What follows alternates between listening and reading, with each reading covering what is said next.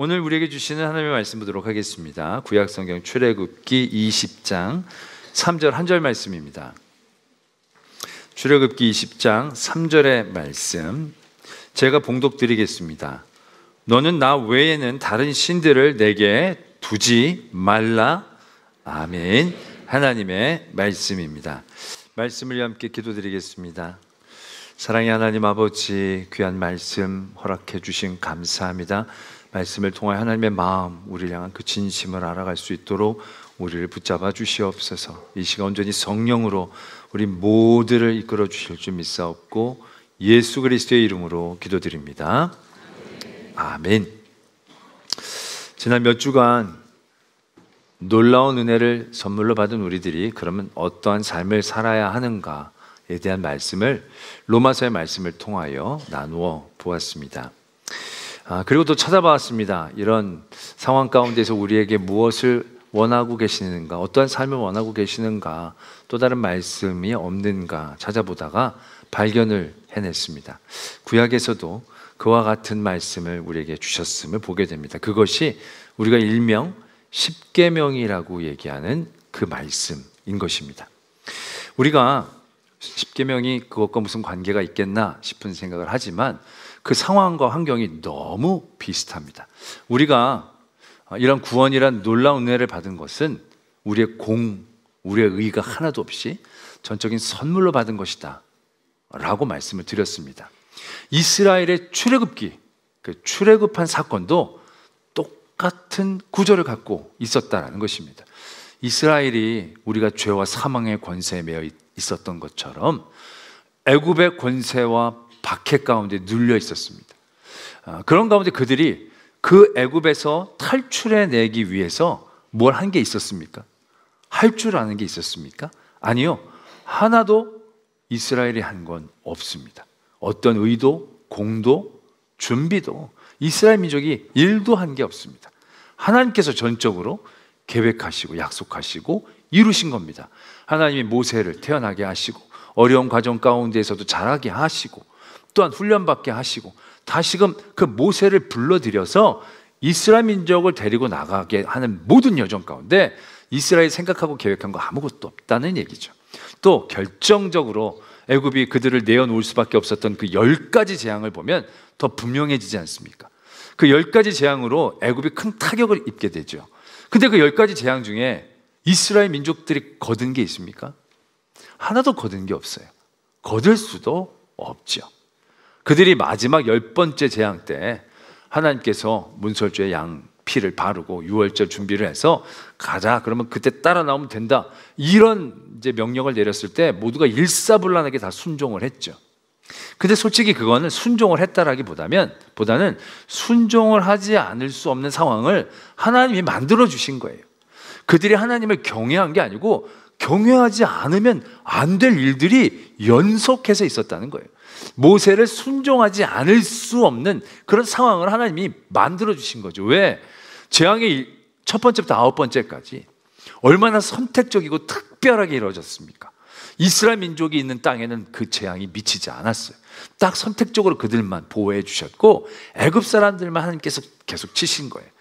그런 과정 가운데 안 믿는 게 더 힘든 거고 순종 안 하는 게 더 힘든 일이지, 솔직히 그들에게는 그냥 거저였다는 거예요. 거저였다는 거. 그들이 애굽으로 탈출해 나오고 나서도 애굽 군대가 추격을 해왔죠. 근데 그 애굽 군대를 무찔렀습니다. 그 애굽 군대를 무찌를 때 이스라엘 민족이 칼 한 번 휘둘렀습니까? 뭐 하나 휘둘른 거 없어요. 그들은 불평, 원망, 모세가 지팡이 든 거 외에는 그들이 한 게 없어요.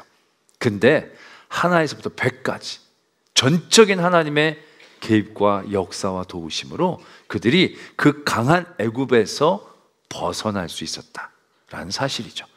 출애굽기의 그 사건의 상황은 은혜예요. 그들에겐 선물이다라는 겁니다. 우리가 이러한 믿음이라는 은혜, 구원이라는 놀라운 선물을 받은 것과 마찬가지의 구조를 갖고 있었던 그러한 사건이었다는 얘기죠.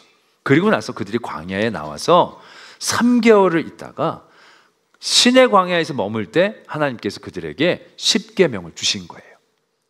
우리는 그 일명 십계명이라고 부르는 그 말씀을 율법의 시작이라고 얘기하죠.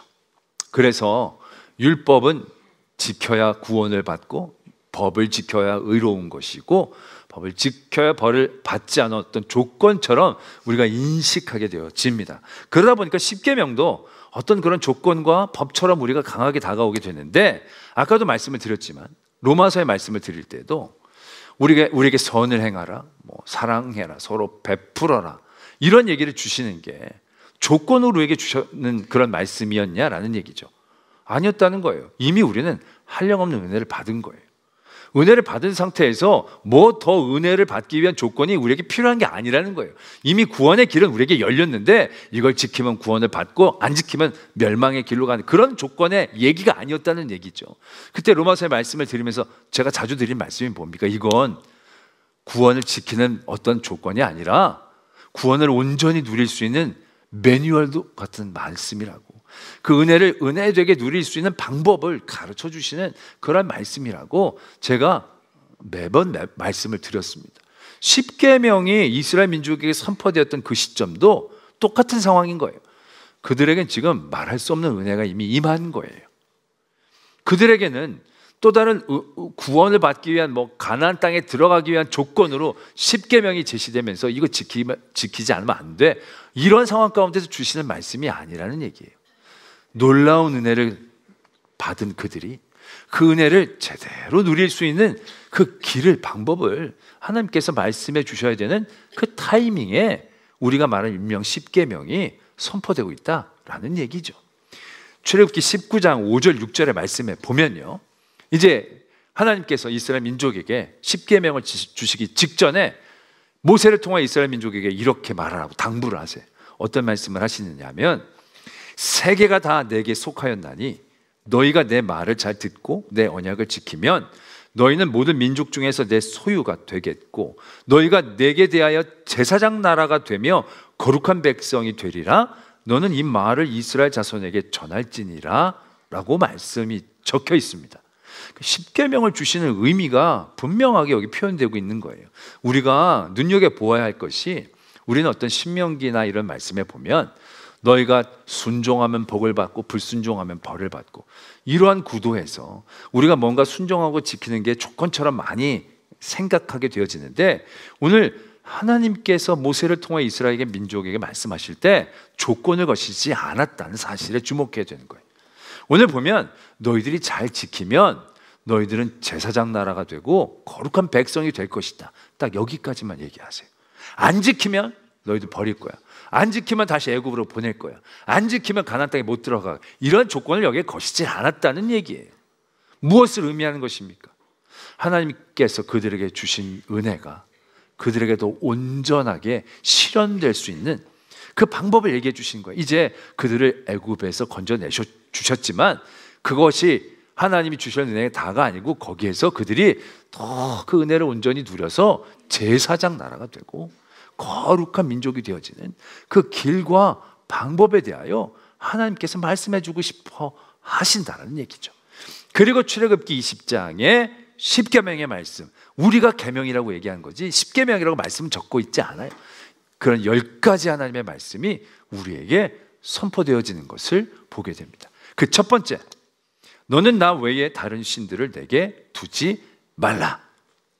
강력하죠. 벌써 느낌이 절대 안 돼. 다른 사람은 절대 안 돼. 다른 신 절대 안 돼. 내 안에 너와 나 사이에 어떤 것도 끼면 안 돼. 아주 강력한 어떤 배타성을 느끼게 할 만한 첫 번째 계명입니다. 우리는 이 계명을 받아들이면서 그렇게 생각을 하죠. 주신 은혜가 많으니까 하나님이 이 정도 우리에게 요구하실 법하다. 어떻게 보면 우리에게 베푸신 은혜에 대하여 청구서처럼 날아오는 계명이다. 우리가 은혜 받았으니까 다른 사람 바라보면 안 되지, 다른 신 믿으면 안 되지. 이건 어떻게 보면 인지상정이지. 그래서 우리는 이 말씀을 이해할 때 우상 숭배하면 안 돼, 다른 거 사랑하면 안 돼, 우리가 온전히 하나님만 사랑하려고 그렇게 애를 써야 돼 라고 생각하면서 우상 숭배를 경계하는 계명처럼 우리는 이 말씀을 먼저 듣게 됩니다. 근데 솔직히 이 첫 번째 계명은요, 우상 숭배에 대한 강조점이 있는 게 아니에요. 두 번째 계명이 우상 숭배에 대한 강조점이 있는 거고, 첫 번째 계명은요, 우상이고 뭐고 이런 게 중요한 게 아니에요. 우상이란 얘기 별로 중요하지 않아요.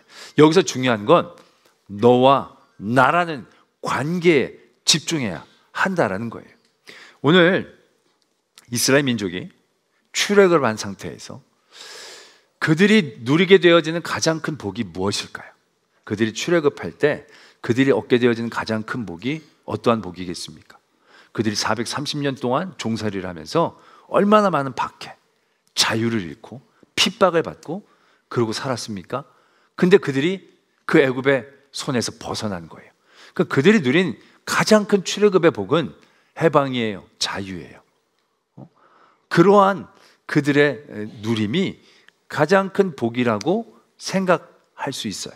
근데 정말로 출애굽에서 그들이 얻은 가장 큰 복이 자유이고 해방일까라는 것입니다. 굉장한 복이겠죠.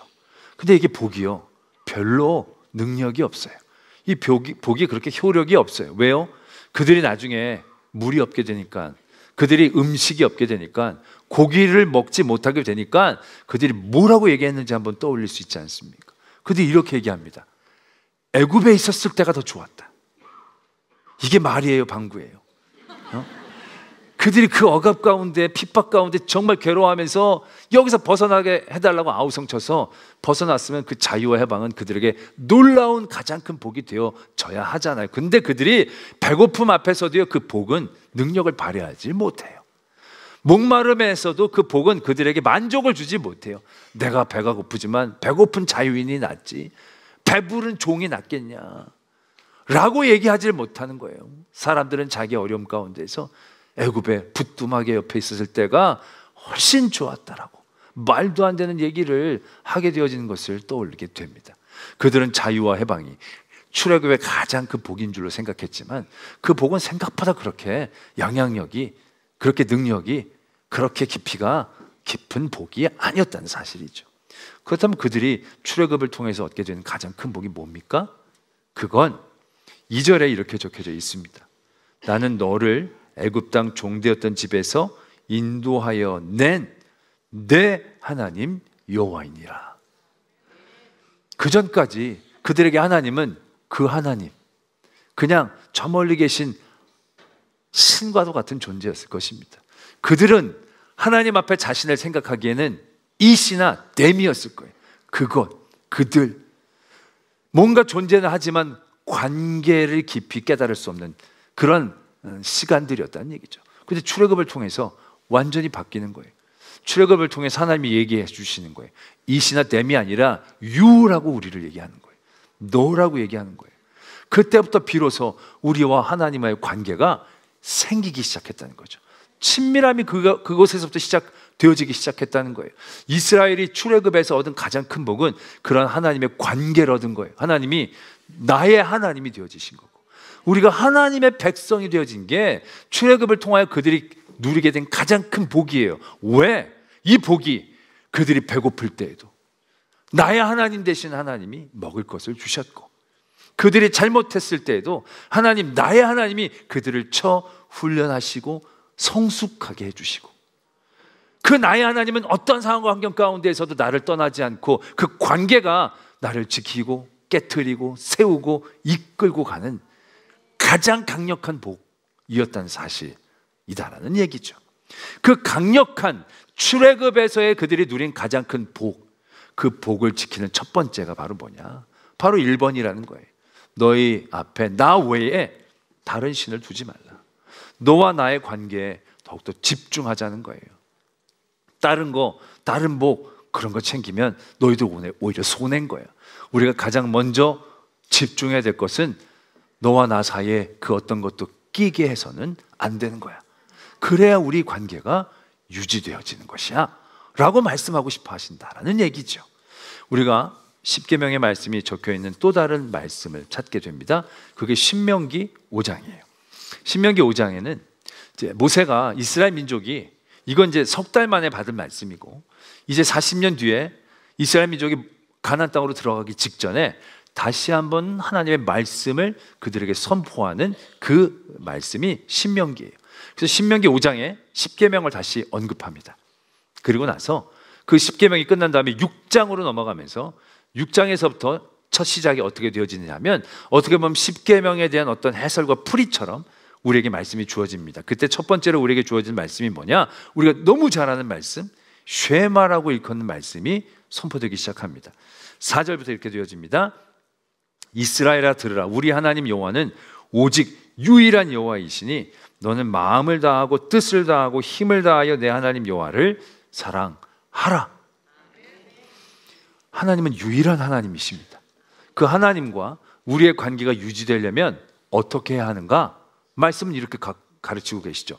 마음을 다하고 뜻을 다하고 힘을 다하라 라는 겁니다. 그 어떤 것도 나누어져서는 안 된다는 거예요. 그 하나님과 내가 그 만든 이 친밀함과 관계가 유지되려면요, 우리의 전부를 사용하여 그 하나님 앞에 집중을 해야 그 관계가 유지되어질 수 있다는 것을 다시 한번 강조하고 계신다는 거죠.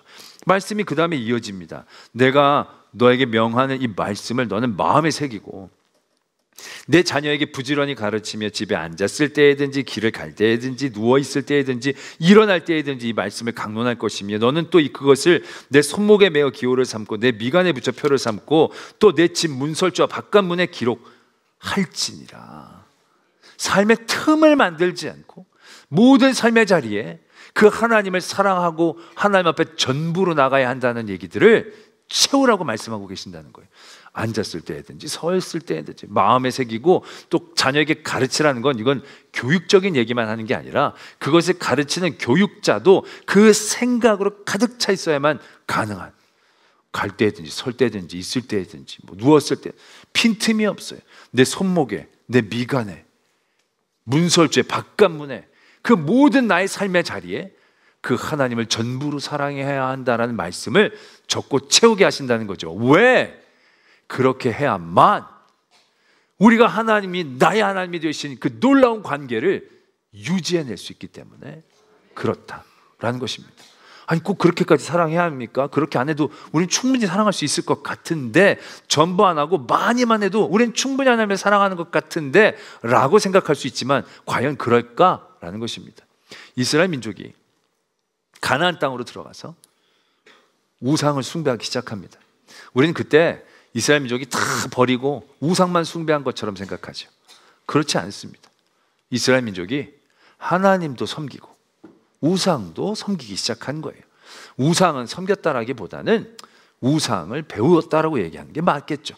그들이 농사를 잘 짓는 이방 민족들이 자기보다 많은 기술을 가지고 소출을 내는 걸 보고 어떻게 저렇게 하나 봤더니 그 바알과 아세라 제사를 하니까 또 잘하는 것 같기도 하고, 그래서 나도 농산물 많이 얻으려고 한번 그렇게 기웃거리다가 그 재미에 빠져서, 그렇다고 하나님 안 섬기는 게 아니에요. 이스라엘의 북이스라엘, 남유다 하나님을 완전히 등지고 져버린 거 아니에요.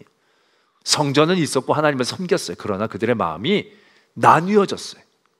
근데 그들이 나누어졌을 때 하나님을 1등으로 사랑했다고 하나님 그들을 기뻐하시고 그들을 온전하게 여겨주셨느냐? 그들이 하나님에 대한 사랑과 믿음을 지켜낼 수 있었느냐? 그렇지 않다는 거예요. 섞인 마음이 그들을 무너지게 했다라는 얘기예요. 제가 전에도 그런 말씀 드렸습니다. 우리가 하나님을 사랑하는 방법은요, 전부로 사랑해야 하는 거예요. 그렇지 않으면 우리는 사랑할 수가 없다는 거죠. 우리들 가운데 이렇게 생각하는 분들 적지 않죠. 나는 하나님이 내 삶의 1번이야. 우선순위 1번이야. 이건 어떤 것을 의미합니까? 2번이 있고 3번이 있고 4번이 있는 걸 의미하는 겁니다.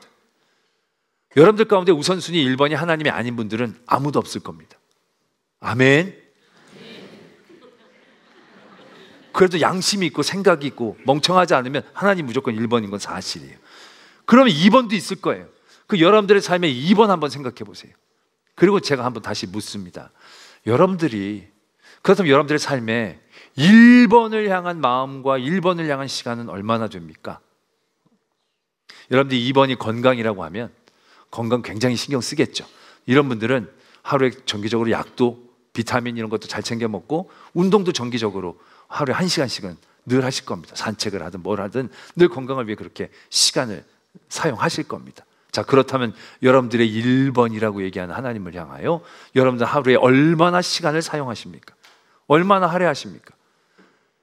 2번에 1시간을 드렸다면 1번 적어도 1시간 1분은 돼야 1번이 되지 않겠습니까? 근데 여러분 과연 하루에 하나님을 향한 시간은 얼마나 됩니까? 여러분들이 그렇게 1번이라고 외치는 우선순위 1번의 하나님을 향하여 여러분들 얼마나 여러분들의 재화를 쓰고 여러분들의 시간을 쓰고 여러분들의 물건을 쓰고 여러분들의 여러 관심을 쓰게 됩니까? 하루에 여러분들 하나님을 위해 얼마나 쓰십니까? 식사 기도 3번 하고 일어나고 잘 때 기도하고 다 합쳐봐야 2분 절대 안 넘습니다. 성경 5장 읽는다? 30분? 길어야 30분. 10장 읽는다? 40분, 50분. 다 합쳐봐야 42분, 52분. 그래도 1분이 맞습니까? 여러분들 밖에 나갈 때 거울 보면서 화장할 때 몇 분이나 사용하십니까? 그 시간만도 못하게 하나님 앞에 사용하시면서 하나님이 1번이라고 얘기할 수 있습니까? 제가 아내에게 내가 몇 번이냐고 물으면 저희 아내가 늘 나를 1번이라고 얘기합니다. 첫 번째로 사랑한다고 얘기하죠. 여러분들은 안 그러세요? 다 그렇게 얘기를 하죠. 근데 살다 보면 그렇게 못 느끼죠.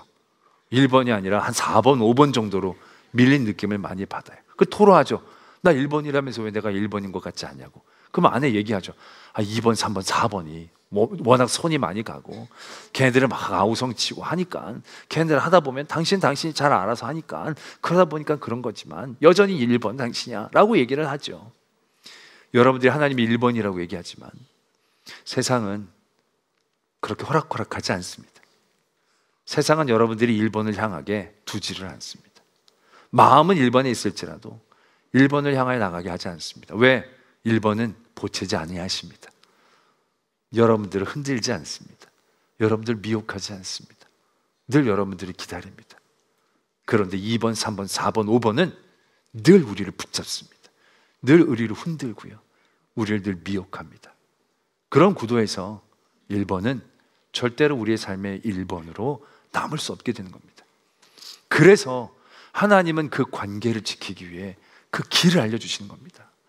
내가 너의 하나님이 되는 이 가장 큰 복과 은혜를 지켜야 한다. 그걸 지키기 위해서 어떻게 해야 하느냐? 다른 걸 그 속에 두면 안 된다는 거예요.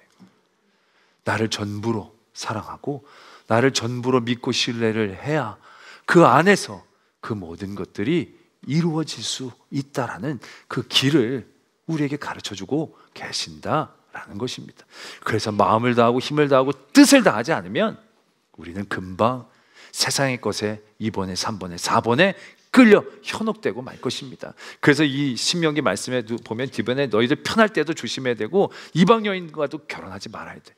뭐 결혼까지 그렇게 하시냐고 하지만 결국 결혼을 하면 그 이방 여인에게 마음이 나눠지게 되고 결국 순혈주의를 얘기하는 게 아니라 하나님을 사랑하는 마음이 빼앗긴 수밖에 없는 구조이기 때문에 우리는 전심전력해 그 모든 것들을 하나님 앞에 향하여 나아가야 한다는 것을 우리에게 가르쳐주고 계신다라는 것입니다. 그러나 이 말씀은 우리에게 정말로 굉장히 부담스럽죠. 진짜 다른 건 아무것도 생각하지 않고 2번, 3번, 4번 없이 1번으로 온전히 하나님만 사랑하면 옛날에야 뭐 광야에서 하나님 만나도 주시고 메추라기도 주시고 뭐 여러 가지 복잡하지 않은 상황에서 살아낼 수 있었지만 요즘 사회, 현대 사회가 어디 그렇습니까? 하나님이 뭐 AI 문제 해결해 줄 것도 아니고 코인 뭐 언제 올릴 건지 알려줄 것도 아니고 애들 교육 어느 학원이 좋은 건지 알려주실 것도 아니고 그러니까 우리가 이 현대 사회에 이걸 적응하면서 산다는 건 너무 무리 아닙니까? 라고 생각할 수도 있을 것입니다. 하나님의 말씀은 모든 시공을 초월하여 진리된 말씀이심을 믿으셔야 합니다. 자, 하나님이 왜 하나님을 전부로 사랑하게 하시느냐? 하나님은 우리에게 주신 애를 누리기를 원하시는 하나님이시다라는 얘기죠.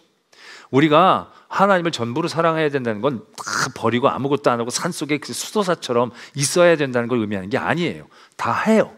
먹을 거 먹고 할 거 하고 공부할 거 공부하고 돈 벌 거 돈 벌면서 열심히 해요. 그래서 중요한 건 그 모든 것들을 하나님의 테두리 안에서 행해야 한다는 거예요. 나누어서 2번, 3번, 4번으로 만들지 말고 하나님의 이름 안에서 해야 한다라는 얘기예요.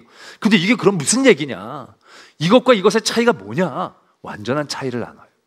2번, 3번, 4번이 되면 어떤 현상이 일어나느냐 하면 사울 왕이 하나님의 은혜로 왕이 됐어요. 왕이 되고 난 다음에 사울 왕에게 2번이 생겼어요. 2번이 뭐냐? 왕위를 지켜야겠다는, 왕이라는 자리가 그에게 2번이 된 거예요. 하나님과 별개로 나눠지기 시작한 거죠. 중요하겠죠. 근데 여러분, 사울이 왕을 2번으로 생각할 그 순간부터 사울의 삶이 어떻게 되어 버렸습니까? 그가 왕이 가장 큰 복이고 가장 큰 즐거움이고 왕권을 지키는 게 가장 큰 힘이라고 생각했지만, 그래서 그것 때문에 더욱더 그가 매진했지만 결국 그것이 하나님을 떠나서 2번이 되어주신 순간부터 그는 왕에 앉았지만 왕이 아니었어요. 가장 많은 사람들 꼭대기에 섰지만 그는 가장 눌렸어요. 가장 두려워하고 가장 고통스러워하고 가장 비참하게 왕의 자리에서 그냥 하루하루 숨만 쉬고 있었다라는 얘기죠. 여러분들이 2번, 3번, 4번이 있어요. 2번, 3번, 4번이 여러분들에게 기쁨과 즐거움을 주는 이유가 될 거예요. 건강이 됐건 자녀가 됐든 돈이 됐든 취미가 됐건 간에. 근데 여러분들이 하나님 말고 2번, 3번, 4번, 5번에서 큰 기쁨과 만족을 누릴 거라고 생각하지만 그것이 2번, 3번, 4번, 5번이 되는 순간, 그건 어느 순간인가 여러분들에게 칼을 들이대는 강도로 바뀔 수 있다는 거예요. 여러분들이 가장 즐거워하는 그것에서 가장 큰 슬픔을 느끼게 되는 거예요. 가장 큰 만족감을 누리는 그곳에서 여러분들 가장 큰 결핍을 느끼게 될 거예요. 그렇지 않습니까? 여러분들이 가정을 2번으로 생각해. 그런 분들이 가정 때문에 얼마나 웁니까? 얼마나 괴롭습니까? 얼마나 아픕니까? 하나님이 울라고 괴로우라고 가정을 주신 게 아닌데 늘 그것 때문에 두려운 거예요. 그것 때문에 늘 전전긍긍하는 거예요. 하나님이 돈을 주셨어요. 돈을 주셔서 돈으로 우리가 행복하게 살고 누리기를 원하신 거예요. 그래서 그 돈을 우리가 벌려고 애를 썼는데 돈이 2번이 되는 순간부터 어떻게 됩니까? 돈이 많아도 걱정이 돼요. 많아도 불안해요. 많아도 늘 부족하다 여겨지게 되어져요. 여러분들의 취미, 여러분들의 속도들, 사람들 앞에 빨리 달리는 것이 굉장히 기쁨이고 즐거움이었지만 어느 순간인가 내가 뒤처지면 어떡하나? 그것이 인생에서 가장 큰 고통이 되어지는 것이에요. 하나님이 은혜로 주신 것이 내겐 칼이 되어지는 것이다 라는 얘기죠. 이게 2번, 3번, 4번, 5번이 되어지면 그런 현상이 일어나는 거예요. 근데 그걸 하나님 앞에서 한다, 무엇을 의미하느냐? 그 모든 일들을 자유한다라는 것으로 느껴지는 거예요. 다윗이 비교가 되잖아요. 다윗이 왕위를 빼앗길 뻔했어요. 아들에게 배신을 당해서 쫓겨갔어요. 근데 그 다윗이 그 삶의 자리에서 모든 걸 하나님 안에서 이해하려고 했어요. 그랬더니 어떻게 됐느냐? 왕위에 올리신 것도 하나님. 하나님이 가져가시면 드리고 다시 돌려주시면 받아야지. 그래서 거기에 매이질 않아요. 왕위를 어떻게 되찾아야 될지, 저것들을 어떻게 몰아내야 될지 거기에 집착하지 않아요. 다윗은 하나님의 뜻이 무엇인지에 대해 집중해요. 이 일들을 통하여 하나님의 뜻이 무엇인지 알기를 더 원해요. 하나님의 계획대로 이 길을 이루어지기를 바라요. 그때 다윗이 누리는 건 자유함이에요. 자기를 배신한 그 아들 압살롬에게 대한 자유함, 자기를 욕하는 사람들에게 대한 자유함, 왕위에 대하여 밀려난 것에 대한 분노가 아니라 거기서 또 다른 하나님의 뜻을 바라볼 수 있는 자유함. 진리가 너희를 자유케 하리라. 그것이 바로 하나님이 우리에게 주신 모든 것들을 온전히 누릴 수 있는 길이다라는 얘기예요. 우리가 세상의 것을 구하고 세상의 것을 얻기 위해 애쓸 때 그것을 통하여 기쁨과 만족이 오는과 동시에 결국 그곳에서 두려움과 고통과 걱정과 근심이 생기는 거예요. 하나님은 우리에게 주신 은혜를 누리기를 원하시기 때문에 그 모든 것을 하나님 앞에서, 안에서 이루기를 원하시는 거예요. 내 가정도, 내 물질도, 내 건강도. 그래서 주실 때는 감사함으로, 이룰 땐 두려움이 아니라 또 다른 하나님의 계획과 섭리를 바람으로 그 자리에 서기를 원하신다는 거죠. 광야에 나온 이스라엘 민족들, 그들에게 또 어떤 문제와 고난이 있을지 알 수 없지만 그들에게 하나님이 계시고 하나님이 이곳까지 인도해 주셨기에 앞으로도 인도해 주실 것이라는 믿음이 있다면 그곳에서의 여러 가지 더위도 추위도 배고픔도 목마름도 또 다른 기대와 하나님을 향한 걸음으로 바꿔낼 수 있는 그런 은혜의 사람으로 살아낼 수 있기에 하나님 오늘 이 첫 계명을 우리에게 주셨다라는 것입니다. 그래서 우리의 삶에 하나님 외에 다른 것을 두지 마십시오. 그건 어리석은 일입니다. 그것은 답답한 일입니다. 먼저 그의 나라와 그의 의를 구하십시오. 그것을 온전히 구할 때 그 모든 것을 더하여 주시는 하나님의 더 큰 은혜의 자리에 나가는 저와 여러분들이 되어질 줄로 믿습니다. 기도하겠습니다. 오늘 말씀을 생각하시면서 여러분들 지금 걱정하고 근심하는 모든 것들이 하나님 대신 내 삶에 잡혀져 있는 2번, 3번, 4번은 아닌지 다시 한번 깨닫기를 원합니다. 그리고 온전히 나와 하나님 사이에 그 어떤 것도 두지 않는 그러한 복된 자리, 지혜의 자리, 은혜의 자리 우리가 서게 하여 주시옵소서. 이러한 기도의 제목으로 하나님 앞에 나가겠습니다. 아버지 하나님, 우리의 연약함과 허락함을 하십니다. 온전히 하나님만을 붙잡습니다. 하나님만 알기를 소망합니다. 이 은혜의 길을 알게 하여 주시옵소서.